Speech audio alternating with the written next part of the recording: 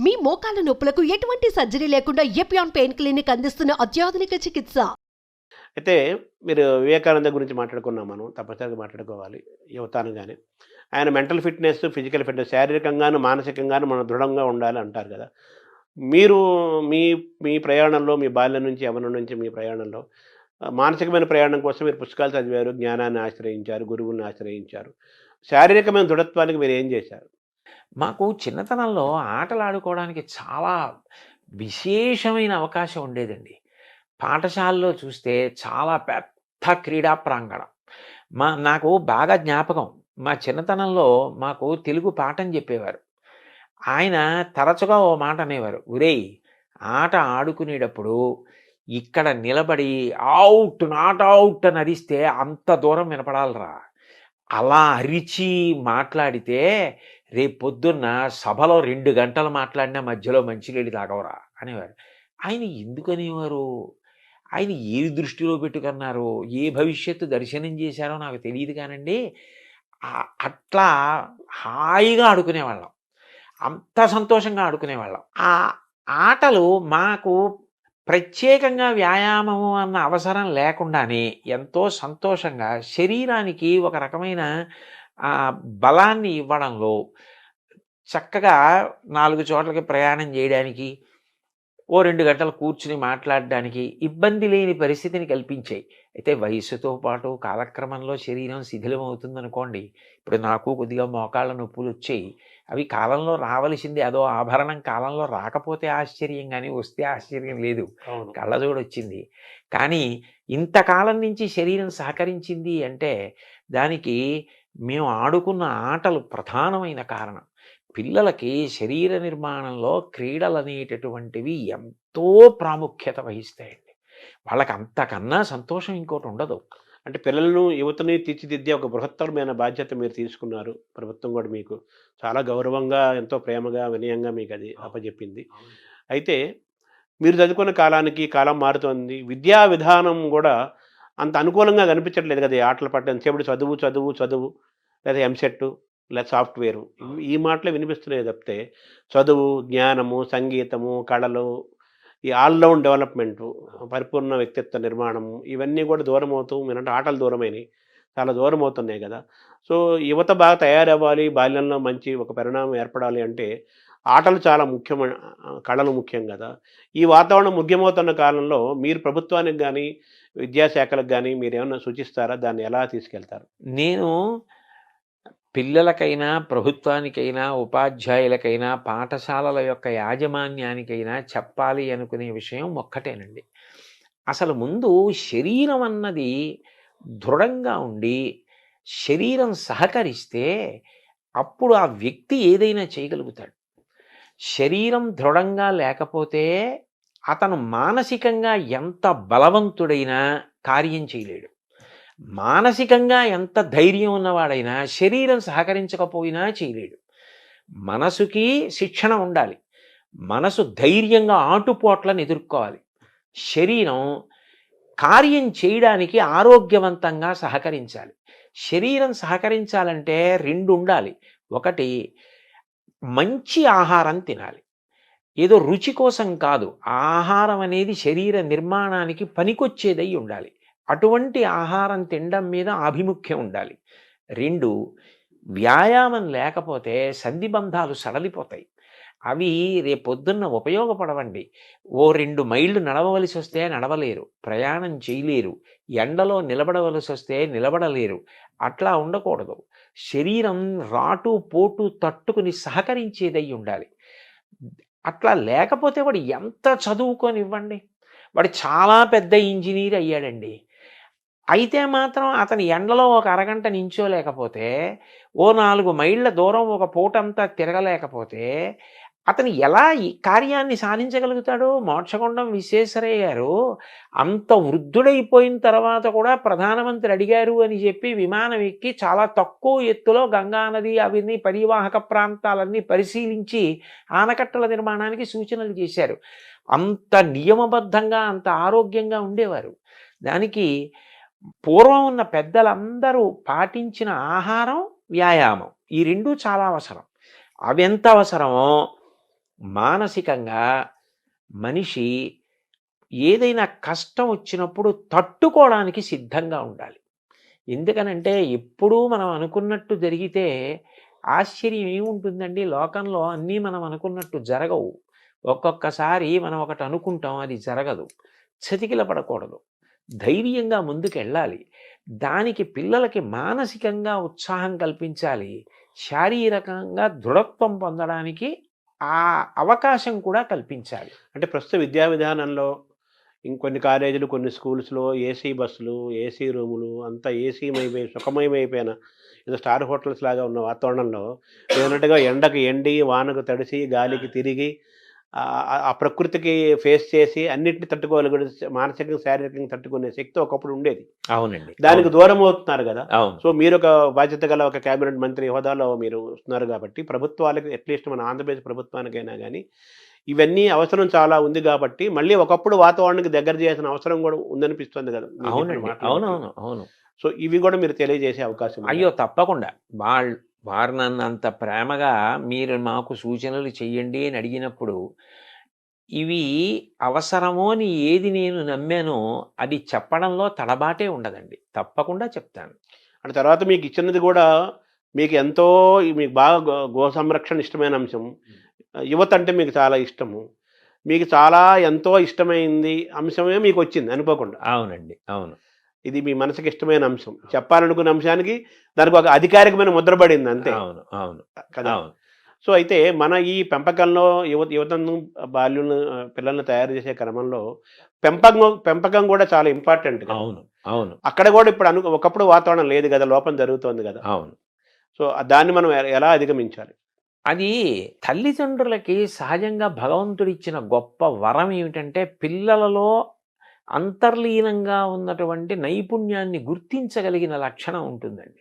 ఇప్పుడు sir Arthur cotton అంత గొప్ప ప్రాజెక్టు బ్యారేజ్ కట్టారు.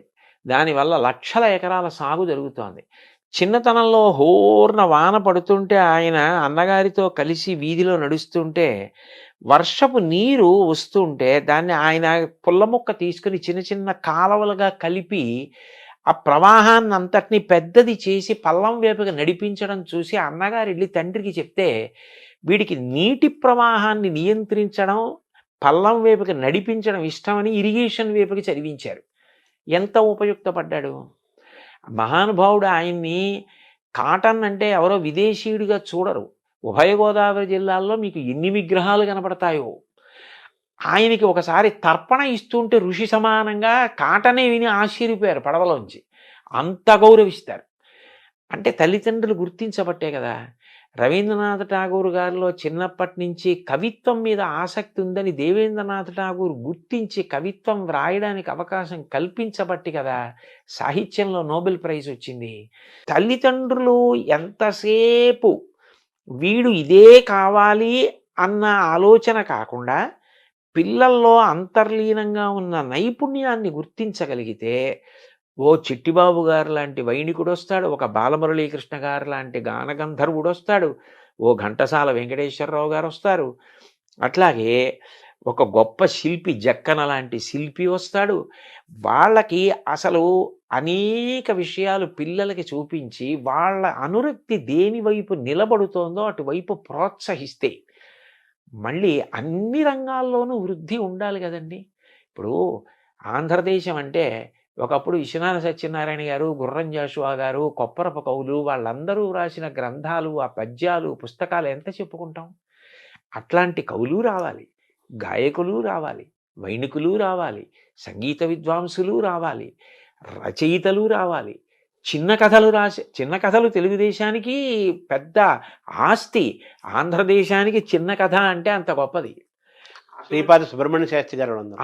చిన్న కథలు రాసేవాళ్ళు రావాలి. ఎవరిలో ఏ నైపుణ్యం ఉందో గుర్తించగలగడం తల్లిదండ్రులకే సాధ్యం. మొదట వాళ్ళకే తెలుస్తుంది. అంటే ఇప్పుడు ఆ వాతావరణం స్కూల్ వాతావరణం మారుతోంది. ఆటలు పోతున్నాయి, కళలు పోతున్నాయి, సంస్కృతి మిస్ అవుతున్నాం. అలాగే ఇంట్లో పెంపకంలో కూడా పిల్లల వైపు చూస్తూ తల్లిదండ్రులు వాళ్ళని గమనించటము, వాళ్ళ శ్రద్ధాశక్తులు, వాళ్ళకి ఏదిలో ఆసక్తి ఉంది, ఇందులో వీళ్ళు పైకి వస్తారనే ఆలోచనలు, ఇవన్నీ కూడా తగ్గిపోతున్న కాలంలో మనం ఉన్నాం కదా! సో, మీ ఇదిలో మీరు చేయగలిగినంత మీరు చేస్తారు. సహజంగా కూడా అటు ప్రభుత్వ విద్యా వ్యవస్థ, ఇటుపక్క పిల్లల పెంపకము, ఇంకో పక్క పిల్లలు. ఈ ఈ మూడిటి మధ్య ఒక కలిస్తేనే అనుసంధానం ఉండాలి. బాగుంటుందండి. ఉండాలి కదా! కలిస్తేనే చాలా బాగుంటుంది. అది. ఎందుకనంటే ఈ రంగంలోకి వెడితే అతను అప్రయోజకుడైపోతాడు, అతను ఏమీ సాధించలేడు అన్న భావన పెట్టుకోక్కర్లేదు. సంగీతంలోకి వెళ్ళి కూడా ప్రపంచ ప్రఖ్యాతి పొందినటువంటి వాళ్ళు అనేక మంది ఉన్నారు. అందులో కూడా ఆర్థికంగా ఏమీ ఆర్జన ఉండదు అనుకోవడానికి కూడా వీల్లేదు. అందులోకి వెళ్ళి ఆర్థికంగా నిలదొక్కుని చక్కగా సంతోషంగా హాయిగా జీవనం గడిపిన వాళ్ళు ఉన్నారు. కాబట్టి ఇవాళ ఏ రంగానికి కూడా నిజంగా చెప్పాలంటేనండి, ఇందులోకి వెడితే ఆర్జన ఉండదన్న రంగం నాకు తెలిసి ఏవీ లేవు. మనిషి బాగా నిలదొక్కుని నైపుణ్యం సంపాదించాలి తప్ప ఒక వైణికుడిగా ఎంత స్థాయికైనా వెళ్ళచ్చు, ఒక గాయకుడిగా ఎంత స్థాయికైనా వెళ్ళచ్చు, ఒక విద్వాంసుడిగా, ఒక కవిగా, ఒక రచయితగా, ఒక వ్యాఖ్యాతగా ఎంత స్థానాన్నైనా పొందవచ్చు. అంటే మనం ఏ రంగాన్ని ఎంచుకున్నా, ఏ పని చేసినా అందులో హైట్స్ చూడాలి, ఎక్సెల్ అవ్వాలి అనే ఒక పట్టుదల ఆ మనిషిలో ఉండాలి. పిల్లల్ని అది వాళ్ళలో ఉందన్నప్పుడు తల్లిదండ్రులు ప్రోత్సహించడం కూడా అవసరం. చాలా ముఖ్యం. చాలా ముఖ్యమండి. స్వామి వివేకానంద అన్నారు కదా, నాకు ఇల్లు ఊడ్చే ఉద్యోగం వస్తే ఎవరు ఊడ్చనంతగా ఇల్లు ఊడుస్తాను అన్నారు. అది కావాలండి. అంత బాగా పిల్లలు ఏది బాగా చేస్తున్నారో వాళ్ళ అనురక్తి ఎటువైపు ఉంది గుర్తించగలిగితే వాళ్ళు అందులో చాలా తేలిగ్గా అల్లుకుంటారు. భగవంతుడు అందరికీ అనేక రకాలైన ప్రజ్ఞ ఇస్తాడు. ఆ ప్రజ్ఞని చంపేయకుండా అది వృద్ధిలోకి వచ్చేటట్టు చేస్తే వాళ్ళు ఏ స్థాయికైనా వెడతారండి. అంటే ఎథిక్స్, వాల్యూస్ దీనికి అడ్వైజర్గా మీరు నియమించబడ్డారు. ఎథిక్స్, వాల్యూస్ పిల్లలకు బోధించడంతో పాటు తల్లిదండ్రులకు కూడా బోధించాల్సిన అవసరం ఉంది కదా, అదేమైనా చేపడతారు? ముఖ్యం అక్కడి నుంచి స్టార్ట్ చేయాలంటున్నారు. తప్పకుండా అది పిల్లలకి చెప్పేటప్పుడే ఇప్పుడు మీరు అడిగిన ప్రశ్నకి జవాబుగా నేను చెప్తున్నది ఏదుందో అది తల్లిదండ్రులందరికీ నేను చేస్తున్న ప్రార్థనే. పిల్లల విషయంలో వాళ్ళకి దేని మీద అనురక్తి ఉందో దాన్ని గమనించండి. ఆ అనురక్తి వైపుకి వాళ్ళని నడిపించడం చాలా తేలిక. అట్లా నడిపిస్తే వాళ్ళు వృద్ధిలోకి వస్తారు. బాబుగారు చిన్నప్పుడు బొగ్గట్టుకుని బొమ్మలు గీస్తే వాళ్ళ అమ్మగారు ప్రోత్సహిస్తే కదా అంత గొప్ప చిత్రకారుడు అయ్యారు. ఎవరు దేనిలో ప్రఖ్యాతి వహించడానికి అవకాశం ఉందని అనుకుంటున్నారో దాన్ని ప్రోత్సహిస్తేనే వాడు ఆ రంగంలో నిలదొక్కుంటాడు. అంతేగాని ఎంతసేపు నువ్వు ఇదే కావాలి, ఇదే కావాలి, ఇదే కావాలని మోసపోసినట్టుగా కోరుకుంటే వివిధ రంగాలలో ప్రజ్ఞావంతులు ఎక్కడి నుంచి వస్తారండి? అంటే మీరు ఏర్పాటు చేసే సమావేశాలు కానీ లేకపోతే వీటిల్లో క్లాసెస్లో కానీ తల్లిదండ్రులు కూడా మీరు ఆహ్వానించాలి. అయ్యో, అనేక సందర్భాల్లో తల్లిదండ్రుల్ని కూడా కూర్చోపెట్టడం, తల్లిదండ్రులు ఉన్న సభలకి ప్రత్యేకంగా వెళ్ళి మాట్లాడడం కూడా ఉందండి. అట్లా కూడా నేను మాట్లాడిన సందర్భాలు ఉన్నాయి. ఉపాధ్యాయులు, తల్లిదండ్రులు వీళ్ళ యొక్క పాత్ర చాలా ప్రధానమైంది కదా, యువత బాల్యులు మంచి తయారవ్వాలంటే.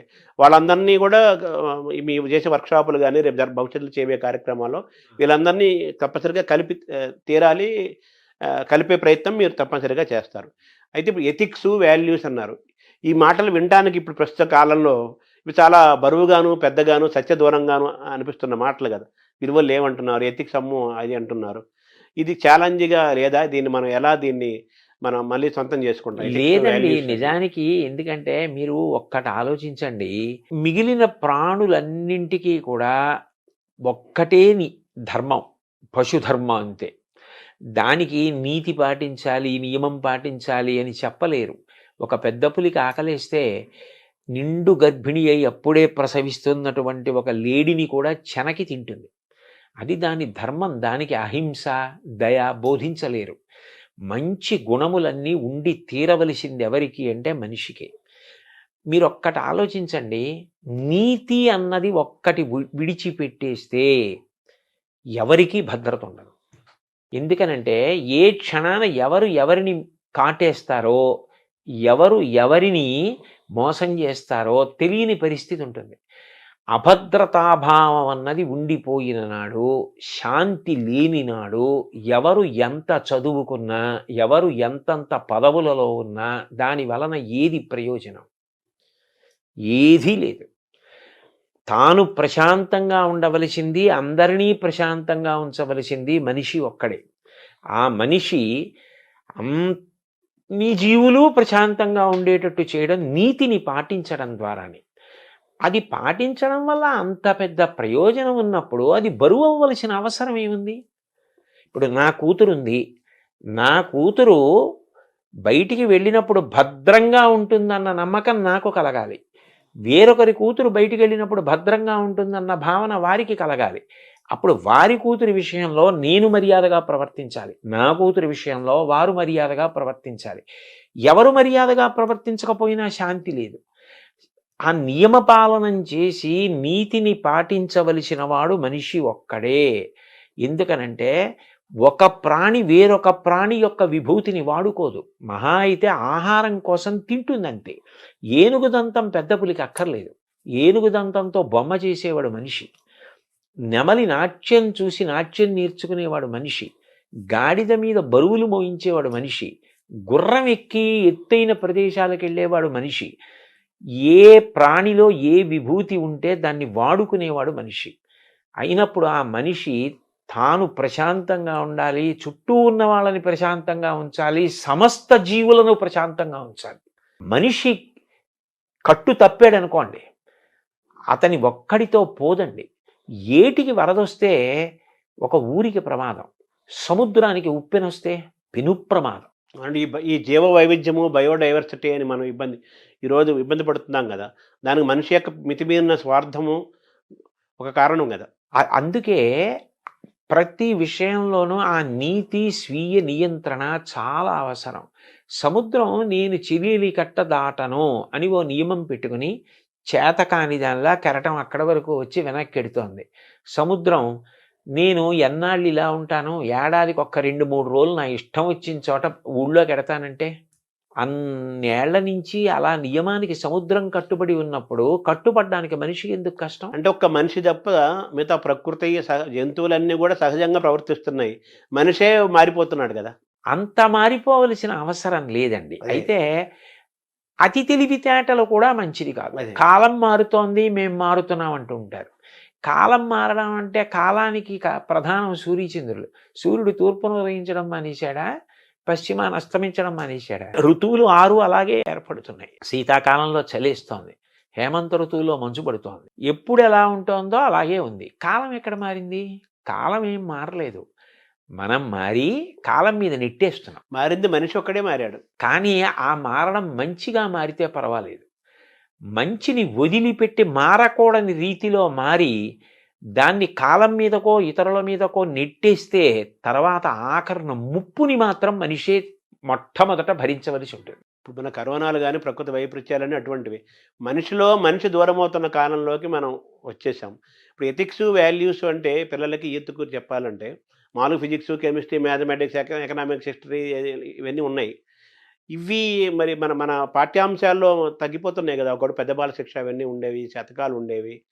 మనం తెలుగు వరకు మనం మాట్లాడుకుంటే, ఆంధ్రప్రదేశ్లో మాట్లాడుకుంటే అవి కూడా విద్యా విధానంలో సిలబస్లో తీసుకురావాల్సిన అవసరం కూడా ఉంది కదా. అవి తప్పకుండానండి. ఎందుకనంటే ఏదైనా ఒకటి జ్ఞాపకం ఉండాలి అంటే మీకు పద్యం కన్నా తేలిక మార్గం ఇంకోటి ఉండదు. ఛందోబద్ధమైన పద్యం 4 మాటలు చదివితే జ్ఞాపకం ఉంటుంది. ఇప్పుడు మీరు నైతిక విలువల గురించో లేకపోతే వాళ్ళు జీవితంలో పాటించవలసిన మౌలికమైన నీతి గురించో మీరు ఎంత ప్రసంగం చేసినా అప్పటికి వాళ్ళు పట్టుకున్న కాలక్రమంలో అది విస్మృతికి గురైపోతుంది. ఒక పద్యం అనుకోండి, వాళ్ళకి ధారణలో ఉంటే వాళ్ళు ఎప్పుడు ఏ సందర్భాన్ని ఎదుర్కోవలసి వచ్చినప్పుడు పద్యం స్ఫురణకొస్తుంది. పద్యం స్ఫురణకొస్తే అందులో ప్రతిపాదింపబడిన విషయం గుర్తొచ్చి వాడు ఏది చెయ్యాలో ఏది చేయకూడదో నిర్ణయించుకుంటాడు. అందుకని అటువంటి పద్యాల సమాహారంగా కొంత పాఠ్యాంశంగా ఒక పాఠ్య ప్రణాళిక ఉండి తద్వారా ఈ నైతిక విలువలు పిల్లలు నేర్చుకోవడం అన్నదానికి అవకాశం కలిగితే బాగా స్పష్టత ఉంటుంది. పిల్లలు కూడా బాగా పట్టుకోగలుగుతారండి, వాళ్ళు ఊంచుకోగలుగుతారు, తెలుసుకోగలుగుతారు. అంటే ఇటువంటి విద్యా విధానం రావాల్సిన అవసరం ఉంది కదా, దాన్ని దూరం అవుతున్నాం కదా ప్రస్తుతం ఉన్న వాతావరణం. అది దిద్దుకోవడమేనండి. అదే దాన్ని దిద్దుకుని ఏది చేస్తే పిల్లలకి మంచి జరుగుతుందో అది చేస్తే సరిపోతుంది. తర్వాత గురు శిష్య పరంపర కూడా, గురు శిష్య సంబంధాలు అనేవి చాలా ముఖ్యమైనవి, ముఖ్యంగా పిల్లలకి, యూత్కి. వాళ్ళకి ముఖ్యమైనవి కదా. ఇప్పుడు గురు శిష్య సంబంధాలు అంత ఆరోగ్యకరంగా లేవు. గురువు అనే మాట చాలా పెద్ద సుదూరంగా వినపడుతున్న మాట. మనకు పాఠాలు చెప్పే టీచర్లు కనిపిస్తున్నారు, లెక్చరర్స్ కనిపిస్తున్నారు, ప్రొఫెసర్స్ కనిపిస్తున్నారు గానీ, వాళ్ళని మార్గదర్శనం చేసే గురువు అనేవాడు పాఠాలు చెప్పిన వాళ్ళందరూ గురువులు అవ్వరు కదా. అవును. ఎవరైతే మార్గదర్శనం చేశాడో వాడు గురువు అవుతారు. మిగతా అంతా ఒక టీచర్లు, లెక్చరర్లు, ప్రొఫెసర్లు. గురువుల అవసరం ఈ జాతికి అవసరం ఉంది. నెక్స్ట్ ఒక ఉపాధ్యాయుడు, శిష్యుడు, విద్యార్థి, ఒక గురువు, ఒక విద్యార్థి మధ్య గురు శిష్య పరంపర సంబంధం చాలా గొప్పగా ఉండే కాలం నుంచి మనం వచ్చాం, ప్రయాణం చేశాం. ఇప్పుడు తల్లిదండ్రులు, పిల్లల మధ్య ఎలాగే సంబంధాలు కొంచెం తగ్గుతున్నాయో, గురు శిష్య సంబంధాలు కూడా మారుతున్న క్రమంలో ఉన్నాం కదా.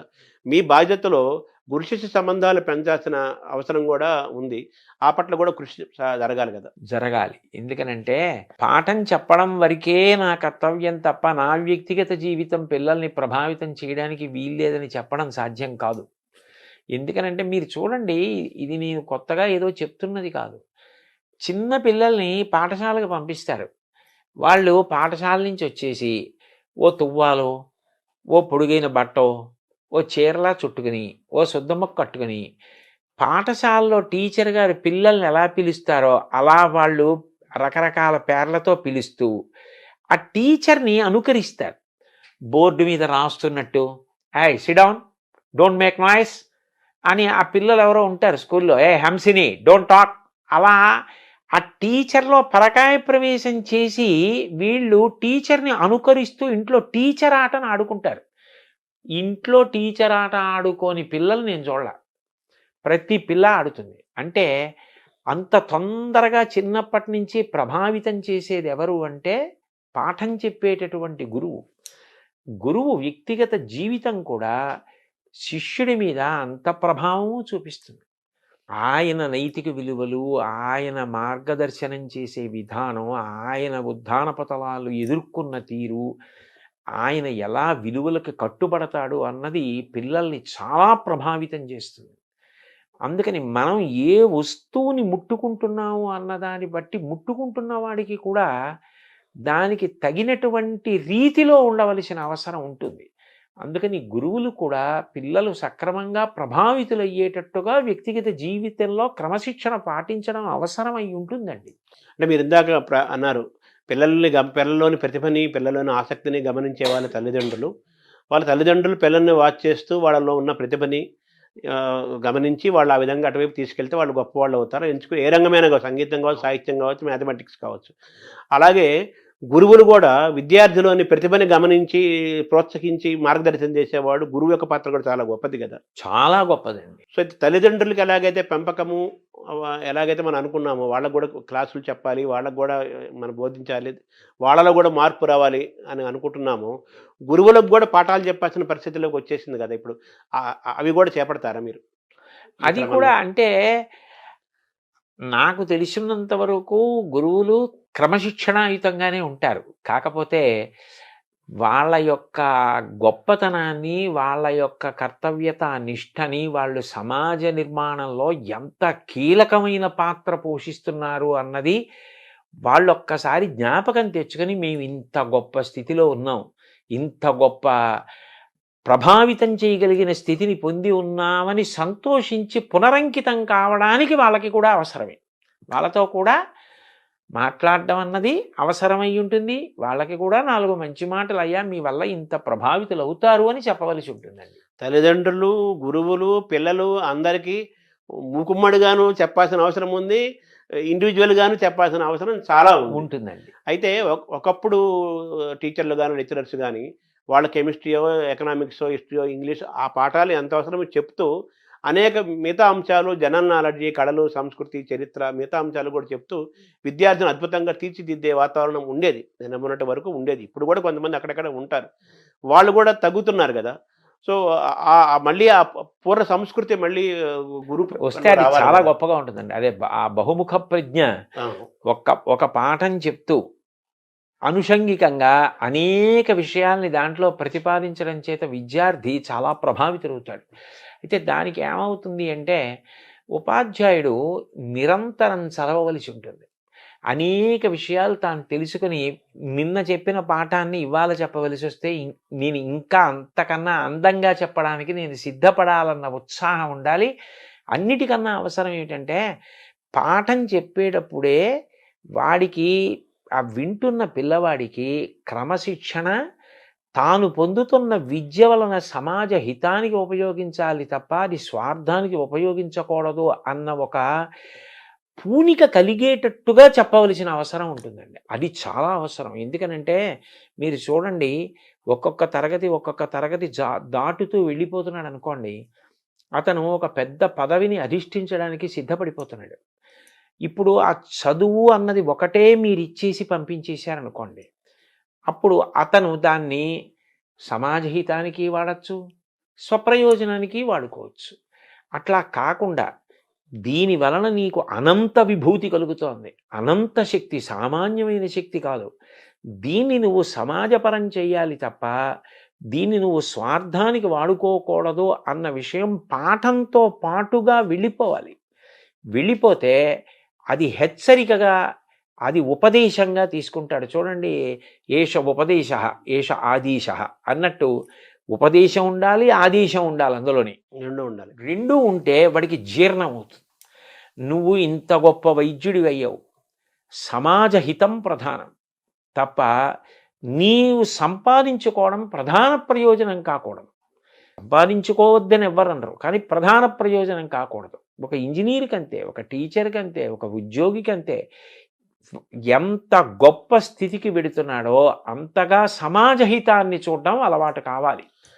ఆ కోణం రావాలండి. ఈ ప్రయాణంలో జాతి నిర్మాణంలో, సంస్కృతి యొక్క పరిరక్షణలో, వికాసంలో భాష యొక్క పాత్ర, ప్రభావం దాని చాలా పెద్దది, గొప్పది, ముఖ్యమైనది కదా. ఇప్పుడు మనకు తెలుగు భాష దూరం అవుతుంది. మన విద్యా విధానంలో అంతా ఇంగ్లీష్ మీడియం వస్తుంది, తెలుగు దూరం అవుతుంది. సో తెలుగు భాషని నిలబెట్టుకోవడం, కాపాడుకోవడం చాలా ముఖ్యం కదా. అది కూడా చాలా బాధ్యతాయుతమైన అంశం కదా. దాన్ని ఎలా చూడాలి? అప్పుడు తెలుగుకి సంబంధించినంత వరకు ఏ నైతిక విలువలు, నీతి, నియమం, క్రమశిక్షణ ఇలాంటివి మీరు బోధించాలనుకుంటున్నారో అవి తెలుగులో చెప్పడం వల్లే బాగా మనిషిలోకి ప్రవేశించే అవకాశం ఉంటుంది. ఎందుకనంటే అది మాతృభాష కదండి. ఇప్పుడు ఆంగ్ల భాష వద్దు అని చెప్పడం కూడా సాధ్యం కాదు. కానీ రెండింటికి కూడా సమాన గౌరవం ఉండాలి. ఎందుకంటే ఇంగ్లీష్ అనేటటువంటిది భార్య, తెలుగు అన్నది తల్లి. ఒక వ్యక్తి సంతోషంగా ఎప్పుడు ఉంటాడు, ఇంటికి వచ్చేటప్పటికీ తల్లి, తన భార్య హాయిగా కలిసిమెలిసి ఉన్నారనుకోండి, సుఖంగా ఉంటాడు. నీకు తల్లా భార్య అంటే ఏం చెప్తాడు? తల్లి ఉండాలి, భార్య ఉండాలి. ఇద్దరూ అన్యోన్యం ఎంతో ప్రేమగా ఉన్నప్పుడే ఆయన సంతోషంగా ఉంటాడు. ఇంగ్లీష్ అన్నది తాను ఇంకా వృద్ధిలోకి రావడానికి, ఇంకా ఎక్కువ గ్రంథాలు చదువుకోవడానికి, తాను బాగా పరిఢవిల్లడానికి ఉపయోగపడాలి. తెలుగు అన్నది మౌలికంగా తను ఎక్కడ పుట్టాడు, ఆ సంస్కృతి ఏమిటి, ఆ సంస్కృతిని నిలబెట్టుకోవడానికి, తను ధరించడానికి, అందులో ఉన్న వాంగ్మయం, దానికి ఉన్న కళలు, వాటిని పోషించుకోవడానికి అది అవసరం. ఒక తెలుగువాడిగా పుట్టినవాడు తెలుగు సంస్కృతిని పోషించుకోవాలి. సంస్కృతి పోయిందనుకోండి అర్థమే లేదు, మూలమైపోయినట్టు. ఆ సంస్కృతిలో భాష భాగం కదా, ప్రధానమైన భాగం. కాబట్టి తెలుగు అనేటటువంటిది ఈ నైతిక విలువల బోధనకి తెలుగులో ఉంటే పిల్లలకి తేలికగా అర్థమవుతుంది. ఇప్పుడు మీరు ఆంగ్ల భాషలో ఏదో వేమన శతకం చెప్పడం కన్నా, ఆంగ్ల భాషలో సుమతీ శతకం చెప్పడం కన్నా, సుమతీ శతకాన్ని తెలుగులో చెప్పడం ఎంత తేలిగ్గా ఉంటుంది. సుమతీ శతకం తెలుగులో చెప్పు, షేక్స్పియర్ గురించి ఇంగ్లీష్లో చెప్పు, ఎవరు కాదంటే సరిపోయింది. కబీర్ గురించి హిందీలో చెప్పు. అందుకని నీతి, నియమం ఇలాంటివి చెప్పవలసి వచ్చినప్పుడు తెలుగులో చెప్పడమే అందం. అంటే 1వ తరగతి నుంచి ఇంటర్మీడియట్ వరకు సరే ఇంగ్లీష్ అవసరము, సమాజం, ఉద్యోగము అవసరం, ఎవరు కాదంటం లేదు. అదేం కొత్త విషయం ఏం కాదు. ఇంగ్లీష్ ఏం తెలుగు వాళ్ళకి కొత్తదేం కాదు. అవునండి. సర్వేపల్లి రాధాకృష్ణన్ ఆయనకంటే ఎవరున్నారు గురువు? ఆయనకి అంత ఇంగ్లీష్ వచ్చు, తమిళ్ వచ్చు, చాలా భాషలు వచ్చు కదా. పివి నరసింహరావు ప్రధానమంత్రిగా చేశాడు, ఆయనకి ఎన్ని భాషలు వచ్చు. అవునండి. ఎన్ని భాషలే నేర్చుకోవాలి, కానీ మన తల్లి భాషను కాపాడుకోవాలి. మీరు ఎథిక్స్ అవన్నీ బాగా చేరాలంటే మాతృభాషలన్నీ బాగా చేరతాయి. కాబట్టి కనీసం 1వ తరగతి నుంచి ఇంటర్మీడియట్ వరకు తెలుగు కంపల్సరీగా ఒక సబ్జెక్టుగా ఉండాలి. మీరు అన్నట్టుగా ఎథిక్స్, వాల్యూస్ బాగా చేరాలి అంటే తెలుగు మాతృభాష, ఏ భాష అయితే ఆ భాష, మన తెలుగు కాబట్టి తెలుగు తప్పనిసరిగా ఉండాలి అనేది మీరు చెప్పే అంశం. సో ఆ విధంగా కూడా మీ కృషి చేస్తారు, ప్రభుత్వానికి ఈ విషయాలు కూడా తెలియజేసే ప్రయత్నం చేస్తారు. అయితే ఆరోగ్యం కూడా చాలా ఇంపార్టెంట్. మీరు ప్రారంభం అన్నారు ఫిట్నెస్ గురించి, దృఢత్వం. ఇప్పుడు మీరన్నారు నాకు ఒకప్పుడు బాగా ఉండేవాడిని. ఇప్పుడు కాస్త కళ్ళజోడు వచ్చింది. కొంచెం మోకాళ్ళ నొప్పులు వచ్చినాయి అంటే ఇప్పుడు 60 దాటిన తర్వాత 50 60 దాటిన తర్వాత ఇప్పుడు చిన్న పిల్లలకే కళ్ళజోడులు వచ్చేస్తున్నాయి. సో కాబట్టి ఆరోగ్యం కూడా చాలా ఇంపార్టెంట్ కదా! సో ఆరోగ్యం పట్ల ఒక అవగాహన కలిగించటము, ఆహార నియమాలు ఇవి కూడా యువతని, బాల్యాన్ని శక్తివంతంగా నిర్మాణం చేయడంలో ఆరోగ్యం యొక్క పాత్ర చాలా ముఖ్యం కదా! వాటిని కూడా మీరు టచ్ చేస్తారా? ఖచ్చితంగానండి, అనుమానం లేకుండా. నేను పిల్లల్ని ఉద్దేశించి చేసినటువంటి ప్రసంగాల్లో దీన్ని స్పృశించకుండా ఎప్పుడూ మాట్లాడను. ఎందుకనంటే అసలు మూలం శరీరమే కదండి. శరీరం అన్నది అత్యంత ప్రధానమైనటువంటి విషయం. అందులో ఏది పడితే అది పడేస్తే అది ఆరోగ్యంగా ఉండమంటే ఎట్లా ఉంటుంది? దాంట్లో ఏది వెళ్ళాలో అది విడితేనే అది మీరు చేయవలసిన పనికి అనుగుణంగా మీకు సహకారం చేస్తుంది. కాబట్టి దాని విషయంలో పరాకు పనికిరాదు. 2, మీరు ఒకటి గమనించండి, అనారోగ్యం తనంత తాను మీ ప్రమేయం లేకుండా అనుకోకుండా వచ్చిందనుకోండి, అది వేరు. దానికి ఎవరిది తప్పు కాదు.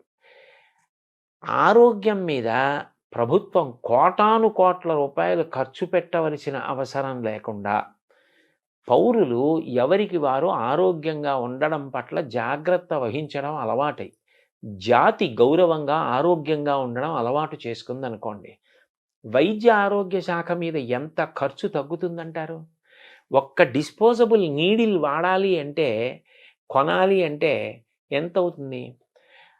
ప్రతిరోజు కొన్ని లక్షల మందికి ఆ రక్తం తీయాలి అంటే డిస్పోజబుల్ నీడిల్స్ వాడాలంటే ఎన్ని కోట్ల రూపాయలు అవుతుంది. అది వాళ్ళ ప్రమేయం లేకుండా వాళ్ళు ఏ తప్పు చేయకపోయినా ఏదో అనారోగ్యం వచ్చిందనుకోండి, అది ఎవరు దాన్ని తప్పు పట్టరు. కానీ తను తినకూడనివి తినడం, తను త్రాగకూడనివి తాగడం, తను వ్యసనపరుడు కావడం, తను వ్యాయామం చేయకపోవడం, 4 అడుగులు నడవకపోవడం, వయస్సులో ఉండి 1 కిలోమీటర్ కూడా పరిగెత్తకపోవడం, అసలు సంధిబంధముల పట్ల జాగ్రత్త లేకపోవడం, దాని వలన అనారోగ్యం తెచ్చుకోవడం, వేలకి వేలు లక్షలకి లక్షలు ఖర్చు అయిపోతూ ఉండడం, ఇదంతా నిరర్ధకమైన విషయం కదా. అది 2 మానసికంగా కూడా చాలా తీవ్రమైన పరిస్థితిని కల్పిస్తుందండి. ఇప్పుడు నేనే ఉన్నాను, ఎక్కడికో ప్రవచనానికి వెళ్ళాలి. నేను ప్రవచనానికి వెళ్ళడం నా ఆరోగ్యం ఒక్కటి దాని మీద ఆధారపడదు. చుట్టుపక్కల ఉన్న వాళ్ళు కూడా ఆరోగ్యంగా ఉన్నప్పుడే అందరూ ఎవరి కర్తవ్యం వాళ్ళు చేయగలరు. వినేవాడు కూడా ఆరోగ్యంగా ఉండాలి. అది మీరు చెప్పింది వాడు వినాలి కదా. అందుకని ఇది చాలా అవసరం అండి. చాలా చాలా ముఖ్యమైన విషయం అది.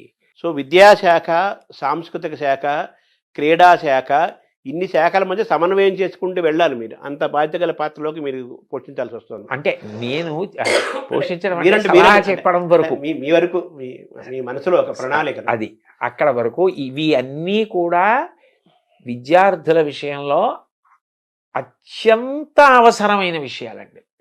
నా వరకు నాకైతే విద్య నేర్పుట అన్న మాటలో పిల్లాడికి చదువు చెప్పడం, పుస్తకాల్లో ఉన్న విషయం చెప్పడం ఒక్కటి కాదు అని నేను బాగా నమ్ముతాను. ఒక పిల్లవాడు శారీరకంగా పెరగడం, మానసికంగా పెరగడం, నీతి నియమాలు తెలిసి ఉండడం, భగవంతుడు వాడికి ఏ తెలివితేటలు ఇచ్చాడో ఆ తెలివితేటల్లో వాడు చాలా బాధ్యత కలిగిన పౌరుడు కావడం. విద్య, ఆరోగ్యము, క్రీడలు, కళలు, చరిత్ర, సంస్కృతి, మానసిక, శారీరక, సామాజిక అన్ని రకాల వైభవాన్ని వాడు పొందాలి. పొందితే అమ్మో, లేకపోతే తరం మారేటప్పటికీ దేశం ఇంకా ఉన్నతిని పొందాలి. కానీ దేశం పతనం వైపుకి వెడితే ఎక్కడో తేడా జరుగుతోంది, ఎక్కడో దోషం జరుగుతోందని గుర్తు కదండి. ఆ విషయంలో ఎంతో జాగ్రత్త తీసుకోవలసిన అవసరం ఉంది కదా. సో ఇన్ని శాఖల మధ్య సమన్వయం జరగాలి, ఉండాలి. అది మనం చేసేది కాదు. అన్ని సమన్వయాలు మనం చేయలేము. ప్రభుత్వం మనం ఎంతవరకు అంటే దీని అవసరాన్ని మనం నమ్మినది ఏదో అది త్రికరణ శుద్ధిగా చెప్పడం వరకు మన కర్తవ్యం. ఈ క్రమంలో ప్రభుత్వము, ప్రజలు ఇద్దరూ భాగస్వామ్యం ఇవ్వాలి కదా. కేవలం ప్రభుత్వం కాదు కదా, ప్రజలు అవ్వాలి కదా. ఇందులో సంకుచిత దృష్టి వదిలిపెట్టాలండి. ఎంత వదిలిపెట్టాలి అంటే, చాగంటి కోటేశ్వరరావు గారు ఇవాళ ఏదో పదవిని ఆశించి వెళ్ళిపోయాడు, ఇలాంటి అక్కర్లేని ఆలోచనల కన్నా ఆయన వయసుని ఆయన దృష్టిలో పెట్టుకుని పిల్లలకి 4 మంచి మాటలు చెప్పడం కన్నా, నలుగురు పిల్లలకి నా జీవితం పనికొస్తే, నా శ్వాస పనికొస్తే అంతకన్నా నాకు సంతోషం ఏమిటని వెళ్ళాడని అర్థం చేసుకోగలిగిన విషయంగా ఇతరులు కూడా జాగ్రత్త పడాలి. అందరూ సంకుచిత బుద్ధిని విడనాడి పిల్లల విషయంలో మాత్రం చేతులు కలిపి ఒకటిగా నిలబడితేనే జాతి నిర్మాణం జరుగుతుంది. అంటే ఒకప్పుడు మనం తల్లిదండ్రుల గురించి మాట్లాడుకున్నాము, గురువుల గురించి మాట్లాడుకున్నాము. ఒకప్పుడు మనకు అమ్మమ్మలు, బామ్మలు, పెద్దవాళ్ళు భారత, భాగవత, రామాయణ కథలు చెప్పేవాళ్ళు. అది కూడా మనం దూరం